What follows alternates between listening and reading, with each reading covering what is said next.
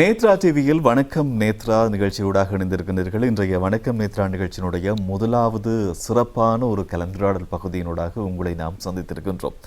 நாட்டினுடைய எதிர்காலம் மக்களுடைய வாழ்க்கை முறைக்காக சில திட்டங்கள் அரசாங்கத்தினால் அறிமுகப்படுத்தப்பட்டு செயற்படுத்தப்பட்டு வருகின்றன. குறிப்பாக போதையற்ற ஒரு சமூகத்தை உருவாக்க வேண்டும் என்ற எண்ணத்திலே ஒரு பாதை. அதை தாண்டி கிளீன் ஸ்ரீலங்கா செயற்திட்டம் ஒன்று. இந்த கிளீன் ஸ்ரீலங்கா செயற்திட்டம் என்று சொல்லும் போது மக்களுடைய வாழ்க்கை சுழற்சியிலே நல்லவற்றை திணிப்பதற்கு, மக்களினுடைய வாழ்க்கையை சிறப்பாக மாற்றுவதற்கான திட்டமாகவும் அது மாறி இருக்கின்றது. குறிப்பாக வாழ்க்கையில் உணவு அப்படின்றது முக்கியமான ஒன்று. மனிதர்களுடைய வாழ்க்கையில் உணவு முக்கியம். அதுவும் சத்தான உணவு ஆரோக்கியமான வாழ்க்கைக்கு எப்போவுமே வழிவகுக்கக்கூடியதாக இருக்கும்.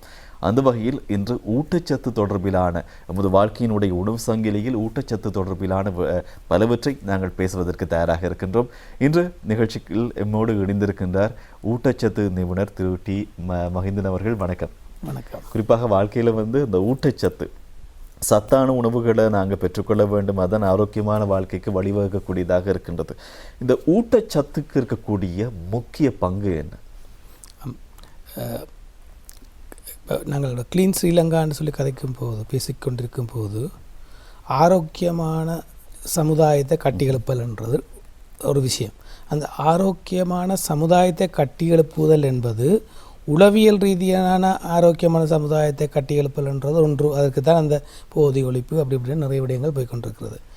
அதே நேரத்தில் இன்னமொரு பகுதி இருக்குது.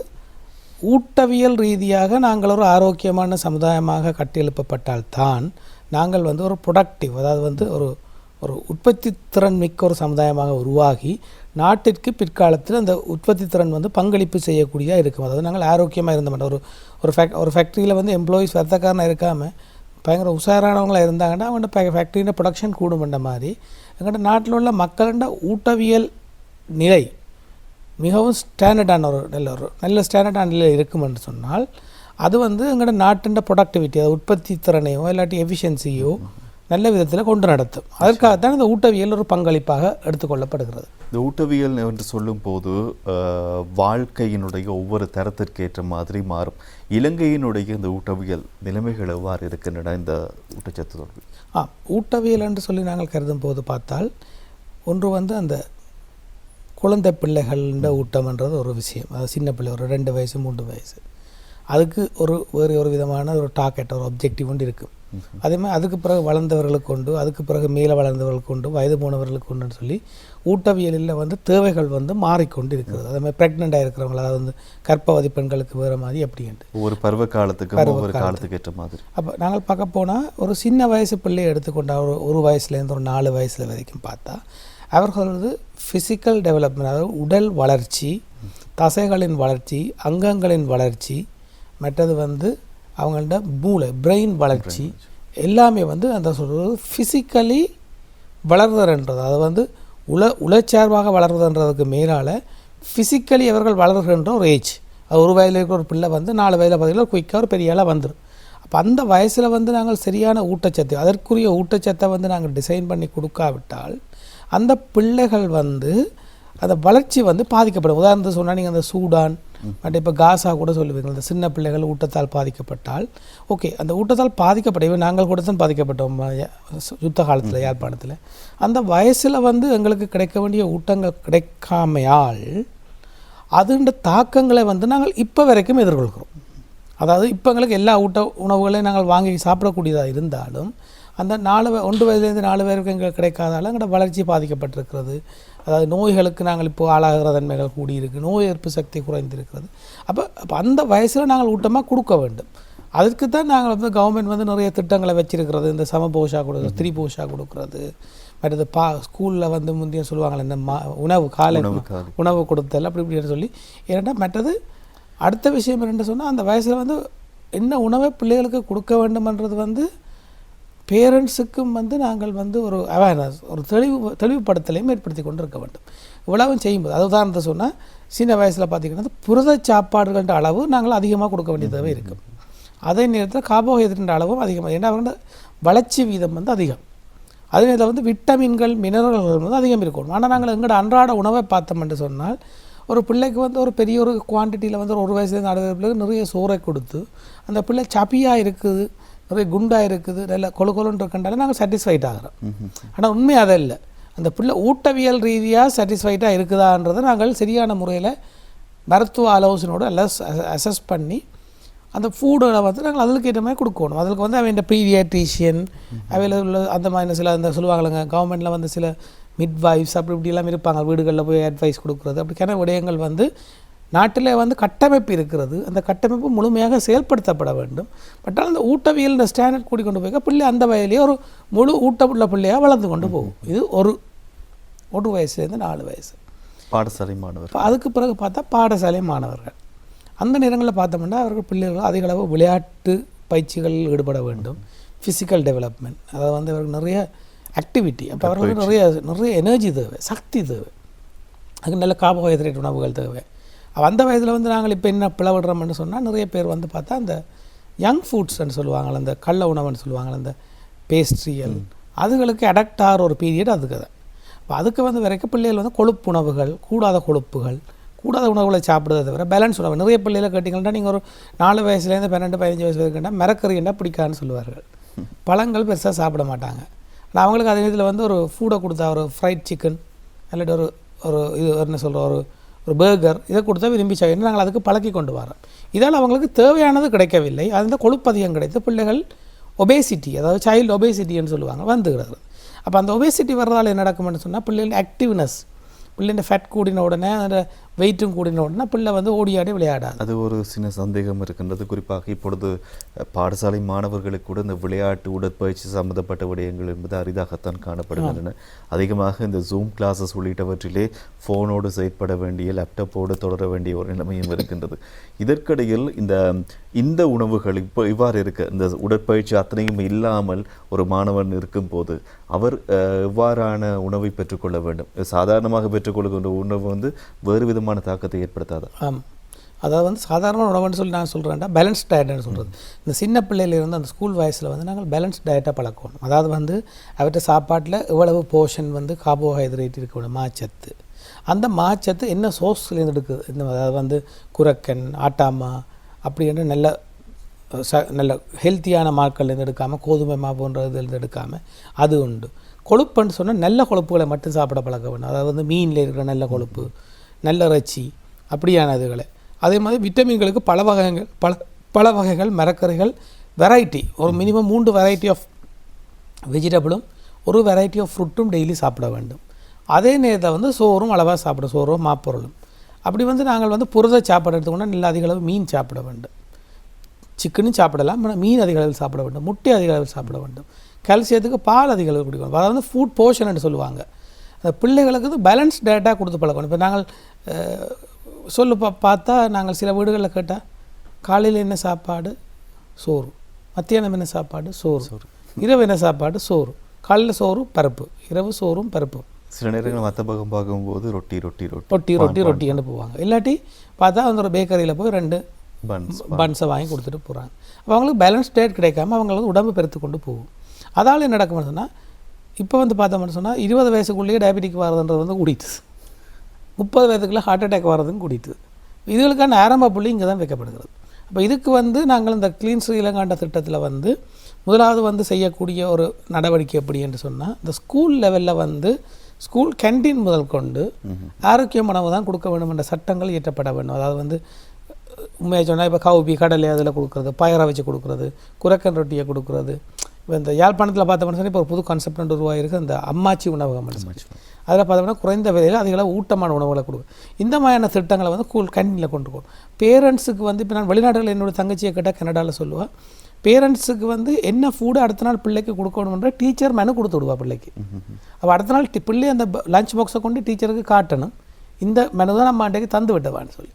அந்த அம்மா அந்த மெனுவை கொடுக்காட்டி வந்து டீச்சர்ஸ் வந்து அம்மா மேலே இருக்கிறத நடவடிக்கை எடுக்கிறாங்க. அந்த முறையில் ஒரு ப்ரெஷர் ஒன்றை கொடுக்குறாங்க. அப்போ அப்படி சில நடவடிக்கைகளை நாங்கள் இங்கேயும் கொண்டு வரலாம். இப்போ சில பாடசாலைகளில் அவ்வாறு இருக்கின்றன.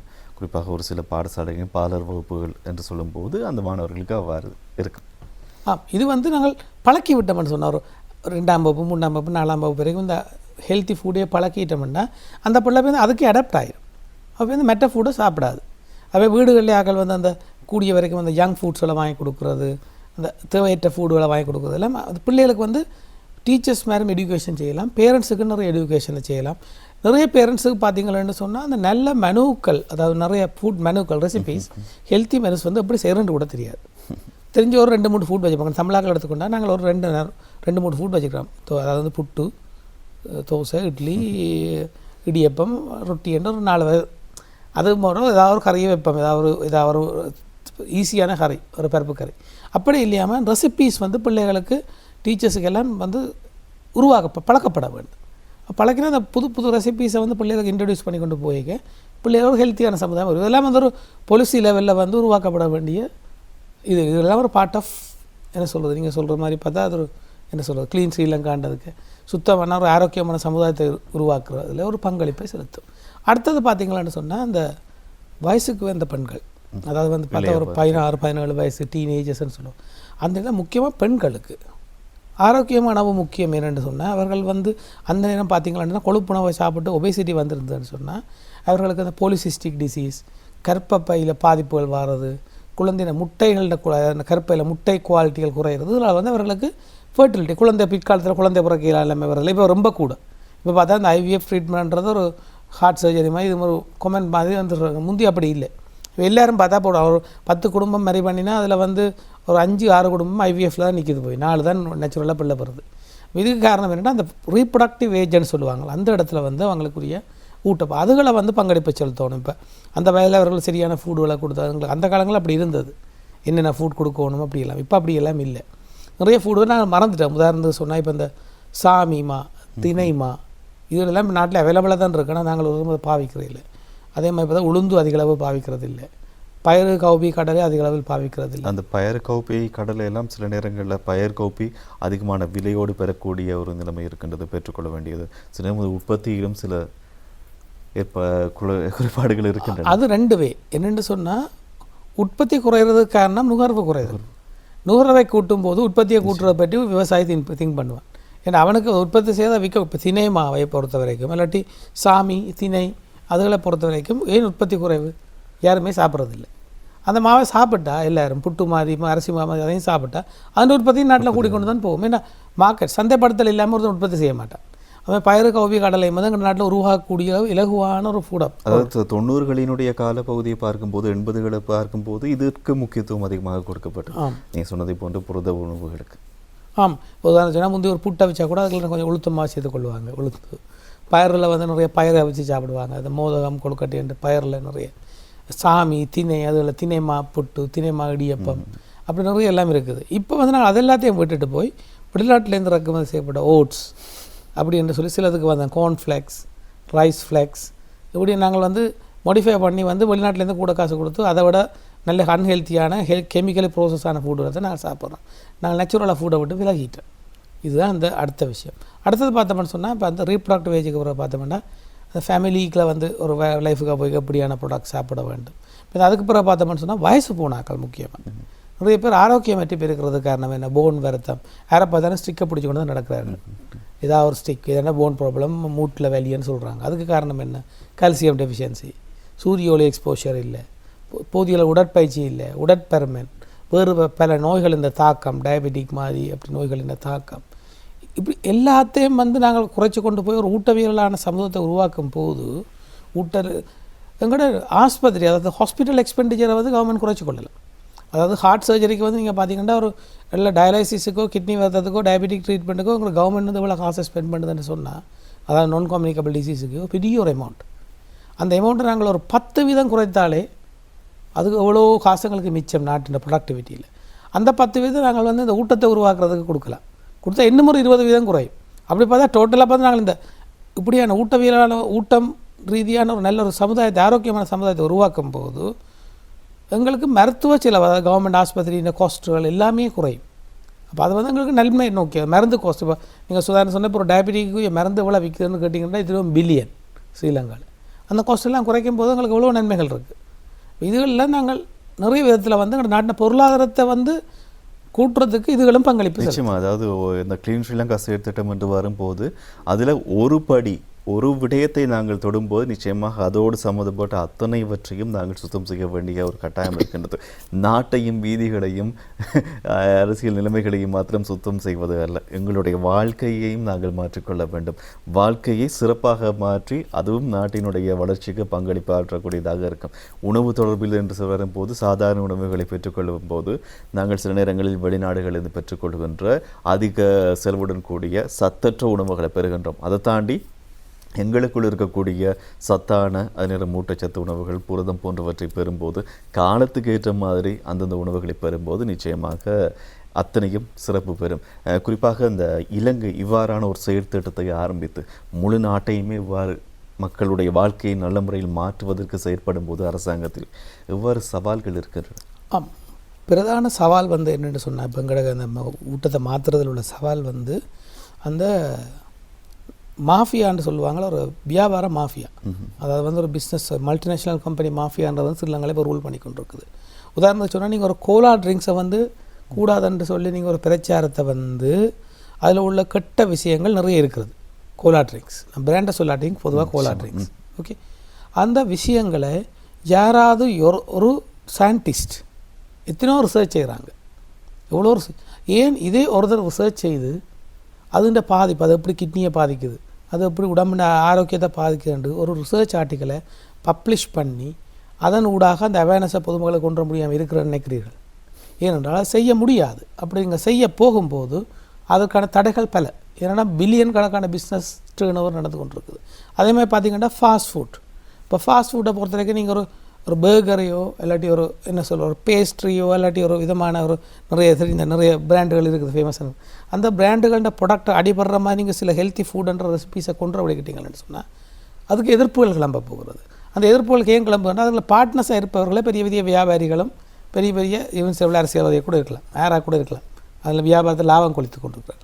அதே மாதிரி பார்த்தோம்னா இப்போ திணை அது இதுன்னு சொல்லி அதுகளை கொன்றவழிக்கிட்டால் அதை வந்து என்ன செய்வாங்கன்னு சொன்னால், கொமர்ஷியல் ப்ராடக்ட்ஸ் என்ன செய்யணும்னு சொன்னால், ஓகே அவங்க சிலது கார்ன்ஃப்ளேக்ஸ் அப்படியான சிலதை விற்று கொண்டிருக்கிறாங்க. அந்த ப்ராடக்ட்ஸாக இத்தனை எவ்வளோ விலை, இம்போர்ட் டேக்ஸோட பார்த்தா சரியான விலை. ஆனால் அதை விற்று கொண்டிருக்கிறவங்களுக்கு வந்து அதை விட மெனம் வராது. அப்போ அதே எங்களோட தினைமாவையும் தேர்ந்தையும் கொண்டே வெளிநாட்டில் கொண்டே ப்ரோசஸ் பண்ணி வேறொரு வடிவத்தில் வந்து இங்கே அதையும் விற்க ரெடியாக இருக்கிறாங்க. அப்படியான ஒரு சூழ்நிலை வந்து இங்கே வந்துடுது. இந்த சிலது பார்த்திங்கன்னா தெரியும், இப்போ மெஷின் காஃபின்னு சொல்லுவாங்களே, இது எப்போ வந்து சேர்ந்தது? இன்ஸ்டன்ட் காஃபி ப்ரெஷ் பண்ணால் வேறு அதில் வந்து நிறைய வெஜிடபிள் ஆயில் சேர்க்கப்படுது, கெமிக்கல் சேர்க்கப்படுது, பியூரான காஃபிக்கு கிடையாது. அதுகளெல்லாம் வந்து சேர்ந்துருக்கு. அப்படி அதே மாதிரி பார்த்தோம்னா இது ஒரு விதமான அரசாங்கத்துக்கு அந்த கோப்பி கூட இப்பொழுது யாரும் வேண்டுவதில்லை. ஏன்னா அவங்க சேர்க்க முறையில் அரோமாக்களை ஏற்படுத்தி அதை விற்க வைக்கிறாங்க. எண்ணெய், நான் சொன்னேன் மரக்கறி எண்ணெய்னு சொல்லி ஒரு கான்செப்ட் இப்போ வந்தது. அந்த கான்செப்டை கொண்டு வரதுக்காகவே தேங்காய் எண்ணெய் கூடாதுன்னு சொல்லி ஒரு சில காசுக்கு விலை போகிற படித்தவர்களும் இருக்கிறார்கள். அதாவது ப்ரொஃபஸர்ஸ் கூட இருக்கிறாங்க. அதாவது மாஃபியா தன்மை இவ்வாறான நிலைமை ஏற்படுகிறது. நான் ஒரு 1 மில்லியன் தாரேன், நீ வந்து இந்த தேங்காய் எண்ணெயை பற்றி கூடாமல் எழுது, அது செய்கிறாங்க. அப்படி தான் அந்த தேங்காய் எண்ணெய் வந்து அடிபட்டது. ஆனால் இப்போ திருப்பி கண்டுபிடிச்சிருக்கிறாங்க தேங்காய் எண்ணெய் நல்ல மண்டு. அப்போ தேங்காய் எண்ணெய் நல்ல. அப்போ அப்படி இந்த சவால்களை எதிர்கொள்கிறது வந்து கொஞ்சம் கஷ்டமான விஷயம். இமீடியட்லி தான் இருக்குது. மக்களும் உணர்ந்து செயற்பட வேண்டிய ஒரு கட்டாயம் இருக்கின்றது. ஊட்டச்சத்து விடயங்களாக இருக்கலாம், அத்தனை விடயங்களிலும் அரசாங்கத்தோடு செயற்பாடுகளோடு இணைந்து செயற்பட வேண்டிய ஒரு கட்டாயம் இருக்கின்றது. இப்போ பொலித்தீன் கூட காசு கொடுத்து வேண்டதானது கூட வேண்டுறாங்க, அதெல்லாம் தவிர்த்து கொள்ளுங்க. இன்றைய நாளில் கிளீன் ஸ்ரீலங்கா வேலை திட்டத்தினுடைய முக்கிய ஒன்றாக இருக்கக்கூடிய ஊட்டச்சத்து தொடர்பிலான ஊட்டவியல் தொடர்பிலான பல விடயங்களை நாங்கள் பேசியிருந்தோம். இன்னும் பேசுவதற்கு இருக்கின்றன, பார்க்கலாம் அடுத்து வரும் நாட்களில். மோடு இணைந்திருந்தார் ஊட்டவியலாளர் திரு மஹிந்தன் அவர்கள். நன்றி. தொடர்ச்சியாக நேத்ரா டிவியோடு இணைந்திருங்கள். நேத்ரா டிவியினுடைய வணக்கம் நேத்ரா நிகழ்ச்சியினுடைய அடுத்த கலந்துரையாடல் பகுதி உங்களுக்காக காத்திருக்கின்றது. நிகழ்ச்சியினுடைய தயாரிப்பாளர் சசிகாந்த் அடுத்த கலந்துரையாடல் பகுதியோடு ஷஹானா இணைந்து கொள்வார்.